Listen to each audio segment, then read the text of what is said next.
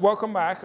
After his arraignment in the magistrate's court on Wednesday, the 28-year-old man charged in connection with 2 counts of murder and an attempted murder that occurred last Tuesday, September 23rd on St. James Road in the Camp Road area has been identified as Dion Ferguson Jr.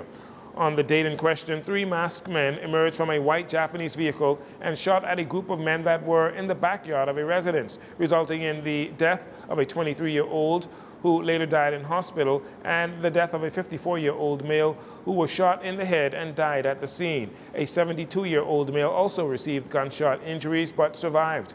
The deceased victims have been identified as Eric Smith and Demetrius Cooper. The surviving victim has been identified as Bertram Rowe.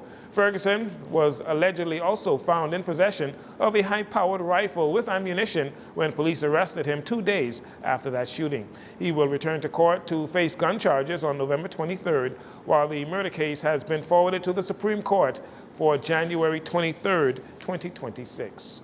While in New York last week, Prime Minister Davis said the country's economic state was in focus and that Bahamians should not worry just about what could potentially be at risk for the country, but they must also seize the opportunities. One of those opportunities being digitization. We advance, make the Bahamas, a hub for data storage and digital services.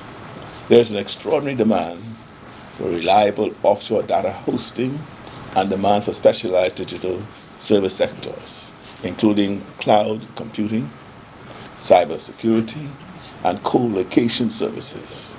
We can play a significant role for global companies seeking well-regulated environments. This is about diversifying our economy. It is about giving young Bahamians meaningful careers in the digital age. Prime Minister Philip Davis says while in New York, he met with the leading global firms in the digital field, and he says the discussions were positive. He believes they can lead to real investments right here at home, and with urgency, the Bahamas can secure a place in a new digital economy. While the government is patting itself on the back for its performance during and after Tropical Storm Imelda, Free National Movement leader Michael Pintard is blasting the government. As he said in a statement this week, Imelda turned homes into pools, roads into rivers, destroying homes and vehicles, closing schools and businesses, and bringing tourism to a standstill. He said while the opposition agrees that the Bahamas has its challenges because it is a low-lying area, and inaction from the government, though, he says, is inexcusable. Mr. Pintard said there is a need to tweak laws that address where and how we build our homes so that it makes sense in a flood-prone nation.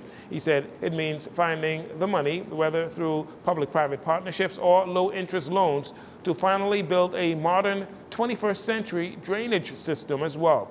Mr. Pintard said while the Prime Minister talks a good game in regards to climate change, the government needs to do more to mitigate the impacts on the Bahamas. And finally, Norwegian Cruise Line has launched a recruitment job drive in partnership with the Department of Labor, which is opening more than 135 jobs on Great Stirrup Key. Jovo Sekulovac, Vice President of Hotel Operations for Norwegian Cruise Lines, stated the following. We promote within. Yes. We do not try to bring the people from the outside, because we believe first and foremost that there's more than enough of great people available in Bahamas. We have done a tremendous shift as of this year in not only in structure but also in everything that we do, day-to-day business conduct, to the point that, for example, and Delvin, please correct me if I'm wrong, we used to have senior directors and senior department heads on the island was maybe 20%, right? Yes. Now it's 87%. Sekulovic also said that the fair is tied to a huge investment related to an expansion on that island. Great Stirrup Cay right now, it's an investment cycle of close to $400 million US, and we are building a pier, we are building the welcome center, we are building the water park, we are elaborating the roads and other infrastructure that is on the island. It is a really serious project, and And with the anticipated visits of more than 1.1 million guests on the island in 2026, a few more, I would say 500,000 more in 2027, giving the responsibility to our colleagues from Bahama is an incredible honor for them, but it's also a huge responsibility for them and for all of us.